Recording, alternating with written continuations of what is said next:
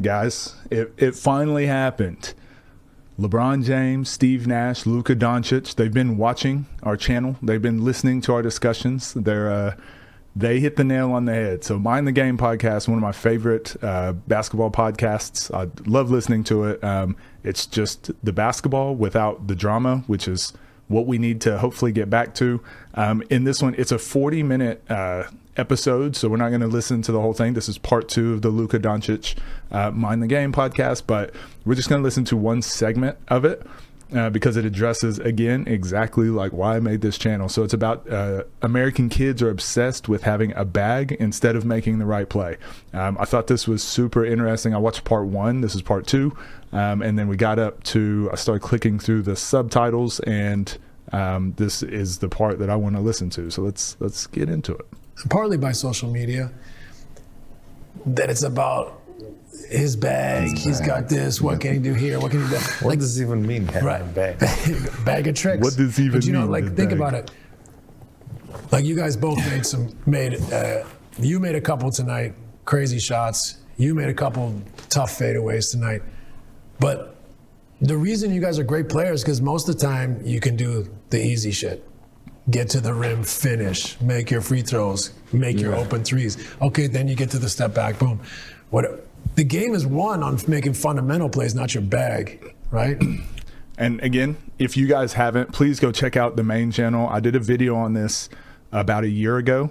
They're definitely listening and stealing my content. I don't really think that, obviously, but I do like how we're finally starting to have these discussions and talking about getting back to the fundamentals, especially here in America. But I spoke about this exact thing, like majority of your game, like I put a bunch of my highlights in there just to show, but there was maybe 1 to 2 shots a game. The year I was averaging 30. 4 points maybe was coming from like crazy shots, like a step back or end of the quarter double between the legs, shot over 2 people. Like 4 points would be that. The rest of it would be transition. Maybe I get 6 points in transition. Maybe I get 2 offensive rebounds, like a tip in and then a putback. Free throw line, maybe get 8 to 10 free throws, doing the Shea foul baiting. The rest of it would be just catch and shoot. Maybe I get 2 catch and shoot 3-pointers or make 2 catch and shoot 3-pointers. Then it's like catch and shot fake and get to the basket. And then I probably catch, shot fake, get to the mid range, and then maybe 2 post ups. That was my game. It was all just basic fundamental things, but everyone would remember the 2 crazy shots I hit, and they think like, man, like that's what I need to work on. But the amount of time I spent in the gym working on catch and shoot, catch and drive, catch and 1 dribble, like posting up at the elbow, 1 dribble shot, 1 dribble get to the basket, just working on these basic moves, and how that laid the foundation for my entire game and entire professional career. I want to give that back. Like we need to get back to that so that kids have the answer too. Talk the bag talk and trainers trying to teach these kids all this crazy stuff. Like they don't need it. It's fun to go do those things, but the kids can do that on their own. Like we all as kids went and practiced that stuff on our own. You don't need a trainer to teach you the tween cross snatch back. You can just do that on your own. Just watch NBA highlights. You can just do I know it on they your don't own. talk about that in Europe when you're growing up. Yeah, right? no, I never heard the thing bag since until I came to the NBA. Right. And when I was growing up, it wasn't talked about it. Like the least Tim amount of Hardaway, dribbles to get where you need to get to. UTEP was when I grew up. 2-step. That was Efficiency. Michael Jordan wasn't out there dribbling 1,000 times, to get to the spot. He'd get to a spot and raise. Isaiah Thomas, as great of a handle Isaiah Thomas had. It's a good point. Isaiah get to a spot and raise. All these guys that I grew up, Grant. This is the thing that gets lost on so many people. Like Kobe Bryant, Michael Jordan. Like watch the way they play. Like it's effectively boring. Again, you're going to remember Michael Jordan for all his dunks and crazy finishes, but man, he's just a master of the mid-range, just that triangle offense. He just park himself on the block or the elbow and go to work, so legends are made off of these basics, and everyone thinks sure, there's a component of physical ability and genetics. That's obvious, but that's what gets those guys to the NBA. But there's tons of guys that have made it into the NBA without those gifts because they do the fundamentals and other stuff so well.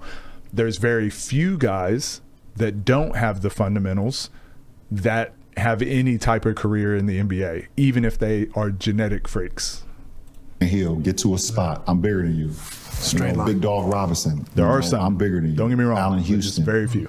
All these great players, that I grew up watching and admiring. Penny Hardaway, yes, they could dribble the basketball, but it's no Tracy McGrady. Even as great as Tracy's handle was, I'm bigger than you. I'm going to get to the spot and at least amount of dribbles. Kevin Garnett. It's good footwork, get just up over good top. footwork, get over the top. If I'm a bigger than you and I get you on my shoulder, I get you on my hip, I'm gonna use my size. I see it all the time. It's like, I'll be on social media like LeBron has no bag. It's like I'm sitting over here with What? The funniest thing about this, right when he said that, I got flashbacks. The funniest thing, I'm getting these notifications, YouTube comments and things right now. The funniest thing about this is that anytime I post a video and I use a clip of LeBron or I talk about fundamentals and I have LeBron somewhere near that, people will be like, LeBron doesn't have fundamentals. It's so funny. LeBron he can't do moves. He only. So funny. Anyway, so all these comments that are going off, you hear that notification in the background and then LeBron saying that, it just like flashed in my head. Like those are probably the comments I'm getting and I'm going to get them on this video now. How rich, LeBron talking about fundamentals and he doesn't have any. What is that? LeBron has doesn't no have a bag, bag. and I'm sitting like at 50 billion points. Right. Leading scorer of all time in the NBA, no bag. Why do you exaggerate? 50 million, just say that proves the 40,000. point. That's Yes, still a lot. just play the game the right way.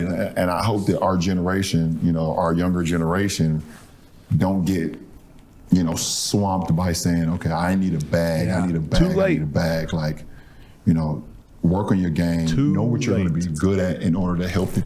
One thing that's interesting, it sucks, that Kobe's gone, rest in peace. But once these guys get out of the NBA, I'm interested to see if they go back to the lower levels and kind of give back, or if they kind of just take a big step back. Kobe was doing a really good job of giving back to the game, the younger generation. And I think it sounds weird, and maybe I'm overreaching, or making a bigger deal than it is.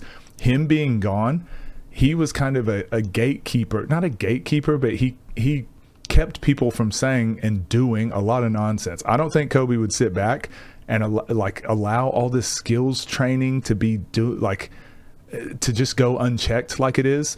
Again, I think there needs to be some skills training, but a lot of it is nonsense. Majority of it is nonsense and unnecessary. There's a clip of Kobe talking about what kids should be doing when they're kids, and instead of skills trainers trying to go and outreach to these 12-year-olds and 13-year-olds about what they need to work on. As Kobe was saying in that video, he asked Michael Jordan, like, what did you work on when you were 12? And Michael Jordan's like, I played baseball. Like, I wasn't working on basketball, I was playing baseball. So it's the greatest of all time, Michael Jordan. Sorry, LeBron. If Michael Jordan was playing baseball at 12, your kid doesn't need to be stressing about specializing and doing all these extra trainings. They just need to be playing and having fun. At some point, it's going to click for them if they really like it or really don't like it or whatever. If it clicks and they want more, keep giving them more until they don't burn them out. But the kids are typically going to turn into what they're going to turn into. You can't invent an elite player. Like, it just doesn't work that way. A lot of things have to fall together, and it's not going to be because you hired them a personal trainer at a young age. I promise you. The team and prove the next year to be a better player. Right. If you come in as a guy as my offensive game is not developed, come in, you defend, you get extra possessions, you get extra rebounders for the guys. Okay, and then next year you work on your game in the offseason. It's only one or two, if 3 guys maximum. That's going to be handling the fucking ball anyways. Right. We don't need you to have a bag. Right. Yeah. Duh. It's only This going is to be crazy to me. We have the luxury of having 3 guys, us 2 and AR, but not many teams have 3 guys that's going to be handling the ball like that anyway. This feels so validating to me because, again, go back and watch those old videos. This is exactly what we spoke about. Like, basically one player on every team is going to have the ball in their hands. We did the stats on this and everything. Shea, Jokic, 2 of the most dominant time per possession or whatever it was, they have the ball in their hands for about 6 to 8 minutes for an entire game. Everyone else is not Shea and Jokic. So it's like you have the ball for less than like a minute or two. Like that's how long the ball is in your hands. You need to be doing so many other things instead of focusing on what do you do when you have the ball. Catch and shoot. Like if you're catching and shooting, that's 1 second. That's 1 second. Catch, shot fake, drive, finish. That's 2 to 3 seconds. Like you need to be making these quick decisions. That's the stuff you need to practice. That's the stuff you need repetitions with. If you're playing casually with friends, you're going to have the ball a lot more. That's when you can work on some of that stuff. But, you know, if you're wanting to play at a high level, those are the reps, and that's the way you got to treat it. Extra possessions, exactly what he said, getting rebounds, being a student of the game, knowing the plays, knowing the other team's plays and tendencies. All these things are so important. Just did a video on Basketball IQ on the main channel that covers a lot of this stuff too. So check that out if you haven't. You know, you can make $200 million in the NBA if you defend and shoot a corner three-pointer. That's it. You're gonna play. Especially but that's now. the biggest point, and I'd love to hear your perspective on this. But like, all the time you're doing this, that you're never ever going to use as the levels go up. If you can just make open shots, space the floor. That was the play title of my smart, video. Like you can go up a Just level. make open shots. I mean, 100%. I mean, like he said, Yeah, I don't have nothing more to add. yeah. I mean, well, that's the thing, right? But it's true, yeah. But the thing is, like, you know, you guys are creators. You know, in the way the game's played today, we put shooters on the floor to create space for the creator. Exactly. They make you better by creating space. You make them better by being a creator. The minute one of them starts doing this, they're going out of the game. Yeah. Get out of Right? here. So it's interesting the way we perceive, or we allow our kids to perceive that.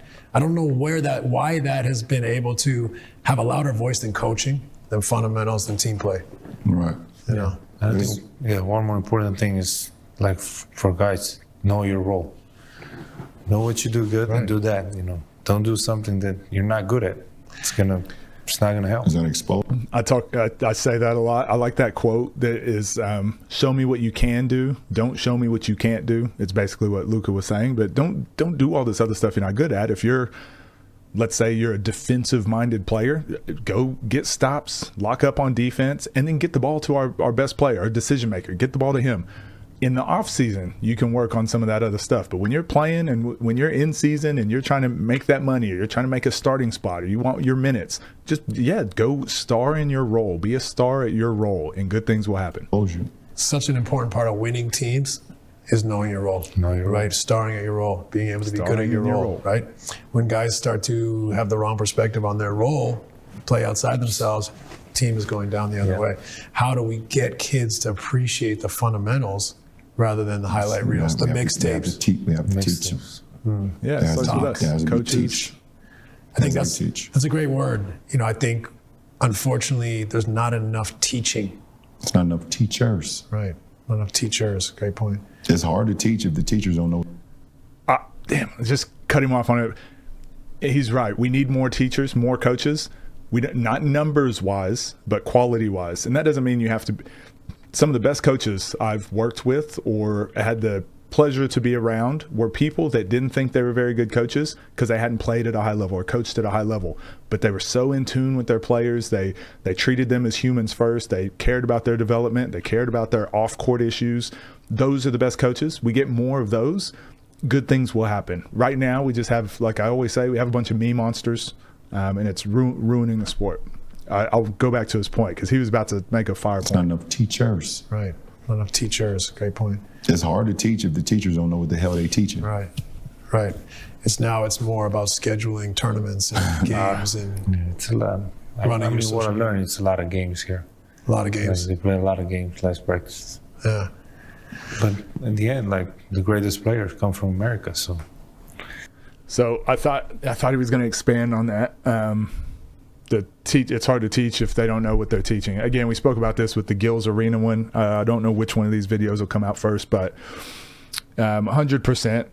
There is obviously nuance and context and everything that goes in. You don't have to have you don't have to be a great player to be a great coach. Just because you didn't play at a high level doesn't mean you can't be a good skills trainer, individuals coach, whatever. But as I've said, my critique is more on that industry as a whole. I don't think it's a real industry. I don't think individual coaching, individual training, I just don't think it's real. It's not a real thing. It's not, it's getting us hyper focused on the wrong problems, the wrong issues. So asking the question, like, can you be a good coach without, it's a nonsense issue. If you can get a player, if you're working with a player and they have an issue, something that's holding them back, or they have, again, like what LeBron was saying, they want to improve over the summer, being able to add a couple things is great, but you're not going to take that player and then mold them into a completely different player. That's just not how it works. That's just not how development works. You got to put in reps and time, and every single person is different and whatever. We'll go down this huge rabbit hole again some other time. But anyways, that was, so refreshing to hear. And it's frustrating because when I made that video, when I first started making these types of videos, like calling out the training industry, and I was getting, not attacked, but, I get a lot of negative feedback because people are either on the other side of it or they are those trainers, and it's like, you're just a hater, you're just saying these things. But I genuinely do care. Obviously, with basketball is my life. It's my whole career was basketball. Like, it's what's I've traveled the world because of basketball. Like, it's meant so much to me. All my friendships and relationships and everything is through basketball and being able to give back. So to see it becoming this thing, this sideshow, I didn't like it. So that's why I wanted to speak out on these things. But then to hear LeBron, Steve Nash, Luka pointing out these same issues, even Gil's Arena. I agreed with Gilbert Arenas. I rarely agree with those guys. It's obviously a big issue, and it's obviously something that's now starting to get more mainstream, and hopefully it can pick up some steam and we can kind of get basketball back on track here in America. So go watch this full episode. I'm going to put it down below. Let me know your thoughts on this. I'll try not to flood it with these types of videos every time. We'll try to get into some other basketball stuff, some more fun stuff, and I'm not just trashing trainers all the time. But let me know what you guys want me to watch, and as always, I'll do my best to get to as many videos as I can. So take care, guys. See you in the next one. Thanks again for our 800 subs or whatever it is on this channel. And love you guys.